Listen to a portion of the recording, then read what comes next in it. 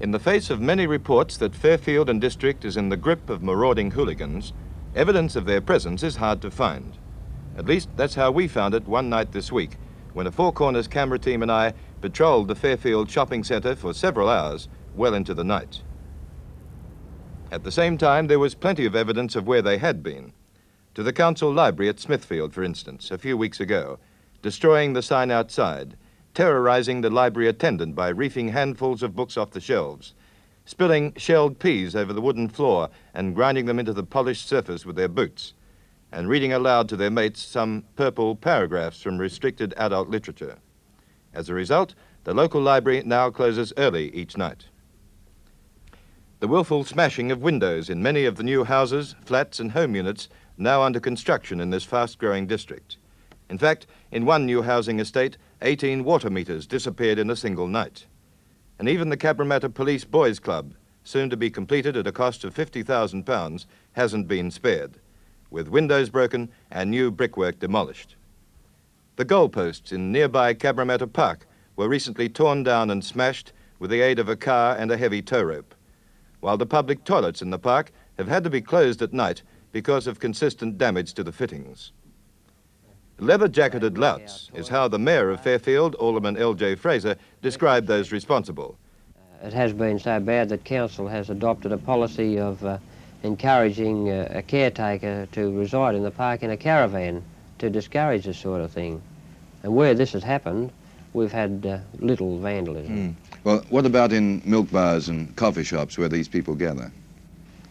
Well, it seems to be in this area, as soon as a new coffee shop opens up, it's like honey to a bee. They all flock there, and they seem to create a disturbance around there until perhaps the police take notice and move them on, and then it dies down. We've had several instances of this where cafes have been threatened with closing, and after this they've been quiet and respectable. Well, the schools seem to be a special attraction to these hooligans. Well, our schools seem to have a continual attraction to hoodlums. They break into the schools. They just do malicious damage. It seems to be no point in what they do. They just seem to be set on causing as much havoc as they possibly can in the shortest possible time. I know our P&C associations have been onto the education department for caretakers to be stationed at schools, but no luck.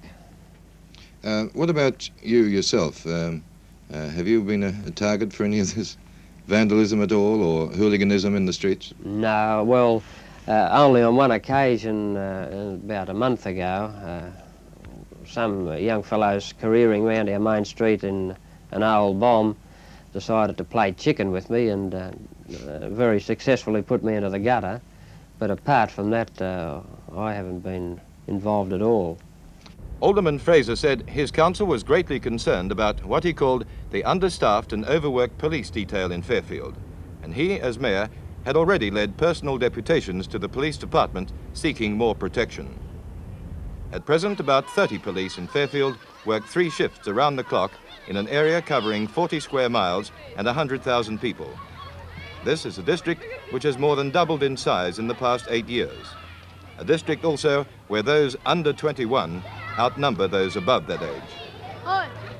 This week in a Fairfield street after school hours, I was surprised to find even the very young ones were sporting the fashion of studded leather belts, the very things which it's claimed some of their teenage elders are using as potent weapons in street fights.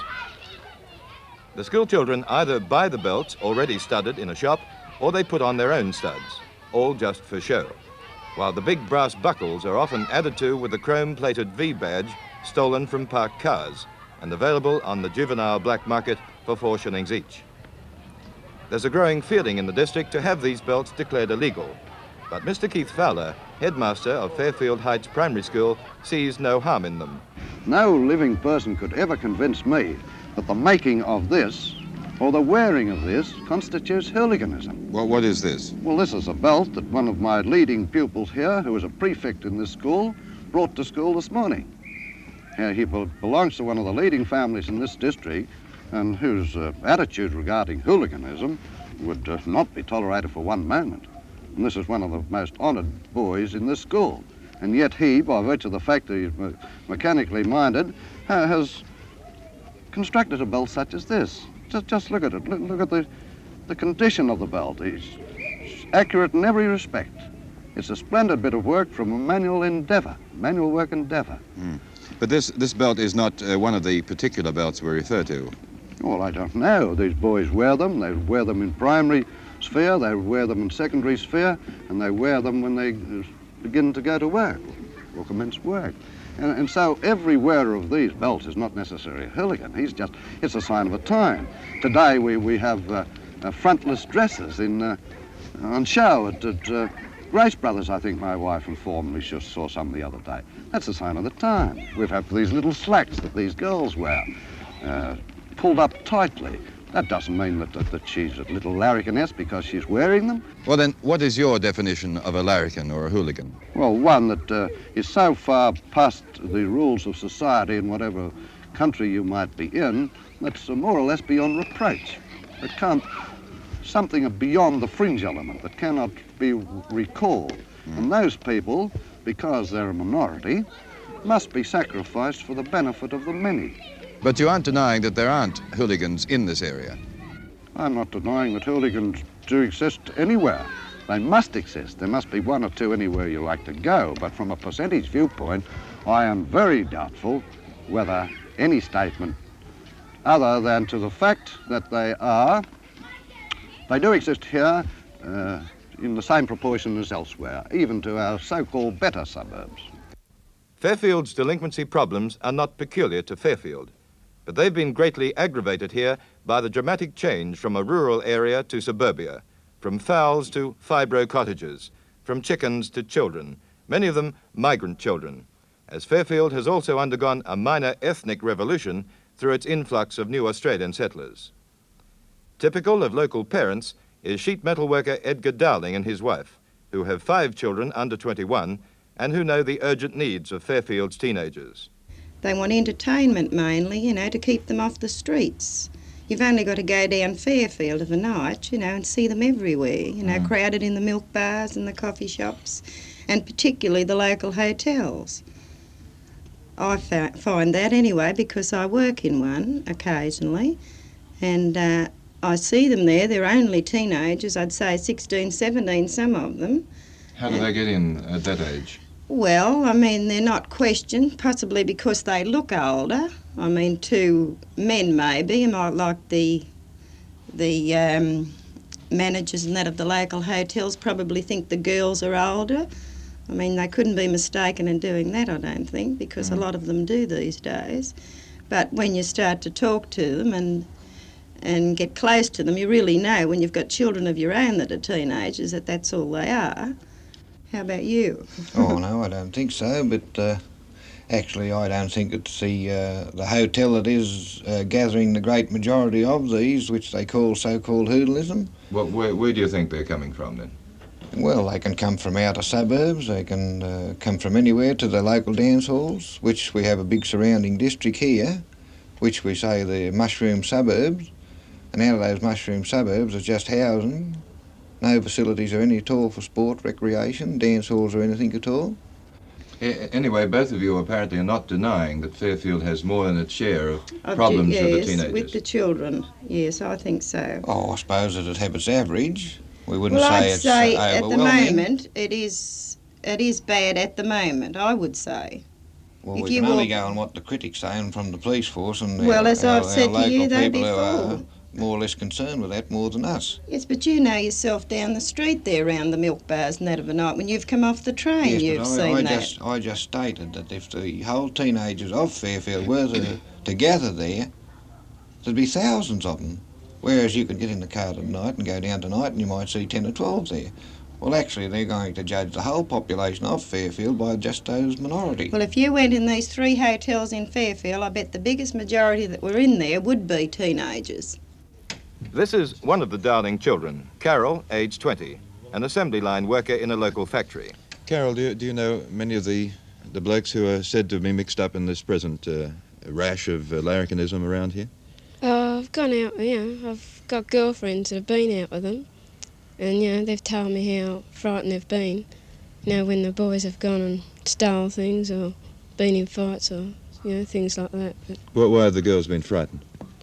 oh, when they've got to sit in the car and, you know, wait for the boys to do what they, you know, do what they're supposed to do. Mm. Or not supposed to be No, doing? not supposed to be doing. What sort of things, really? You know, what have the boys been doing? Getting into fights, stealing, pinching juice. Pinching juice, petrol, you mean? Petrol juice, yeah. Yes. And why are they doing this? just for kicks, I suppose. The emptiness of young lives, the lack of education and ambition. These points came through clearly in a conversation I had with these three lads, aged 16, 17 and 18, outside the Fairfield bowling alley during the week. All three admitted to only 2 years at high school and also to having been fired from their last 2 jobs. And have you ever been in trouble with the police? Yes. What sort of trouble? Legal use, stealing a motor car. Stealing a motor car, huh? Yeah. But that And was what in the happened to past. you? I went up to Gosford. Up to the boys' home? Yeah. But that was enough for me. Yeah. I've had my share of it. They leave me alone. I don't do anything wrong, but they keep getting on my back, you know. It just sort of forces you. Yeah. Just do your lolly and let off a bit of steam here and there. You might do something wrong, stealing. That's it. Once you've got a record around here, they're always on you. Like a fellow, one of the police came up to me one day after a fight, and he says to me, he says, "We know you, we're going to be on your back from now on, you won't want to hang around." Have you got a record? They get you. I have got a record, yeah. What sort of record? Breaking and entering. Why That's did you one do of that? them. Oh, actually I was forced into it by some other young friends, you know. I can't say I was really forced into it, but I was talked into it. I regretted that, you know, the very day I did it, but I'm on a 12-month bond at the moment, you know. Yeah. But, And what about you? I regret Me, no, that. I haven't even got a police record. And you're not aiming for one, I heard? No. No, it's I don't better if think you can anybody keep is. clear. I mean, I'm going straight from there on. I've gone straight from then. I've repented. I've paid my sentence.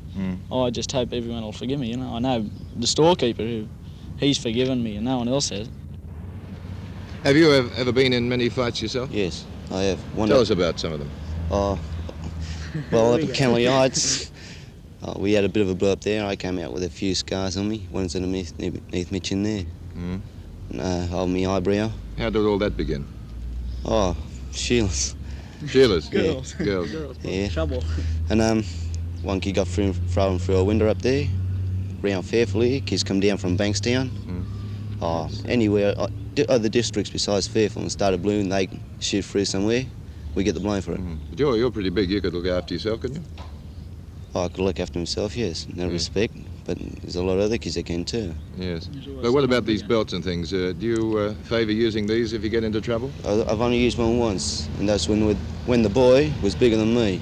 A lot bigger he was too. And how do you use the belt? Wrap it around your ends, and you just leave a bit dangling. Sometimes you get a kid you can wrap it right away around his ends, and just have the buckle there, like a knuckle duster. But that's pretty lethal, isn't it? Do a lot of damage. Yeah, I've seen it happen with another kid. But when I saw one down at Fairfield Picture Show, well, that was it. A kid, and he got him in the toilet, you know, got him up against the wall and just let him have it. Really made a mess of his face, busted his nose, his lips, his eyes. Well, why do you think all this is going on? How can you stop it? Well, you can't. Something to do. Oh, something to do in that, yeah. Occupy the fellas Occupy more. the mind. If you get something for us to keep us off the streets and occupied where we're enjoying ourselves, really enjoying ourselves, well, you'll get the fights to cease. I bet you won't ever stop fights altogether. It's been going on since man was on the earth, and it'll keep on going. Wars have come by it, and it'll just keep on going. There's nothing that'll ever stop it, not even the 21st Division. The latest contribution to Fairfield's teenage activity is this £10,000 youth centre, built by the local RSL sub-branch. It takes £3,000 a year to run it. And while it's an ideal place for energetic youth to let off a bit of steam, the bulk of the district's eligibles never come near the place. The big leap forward into life comes all too quickly for today's adolescent, a leap which finds many of them so poorly prepared for the difficult landings ahead. And whether it's in Fairfield or Potts Point, Collingwood or Toorak, Hindmarsh or Springfield, the ability to end up with both feet firmly on the ground may not depend on the amount of cushioning from underneath.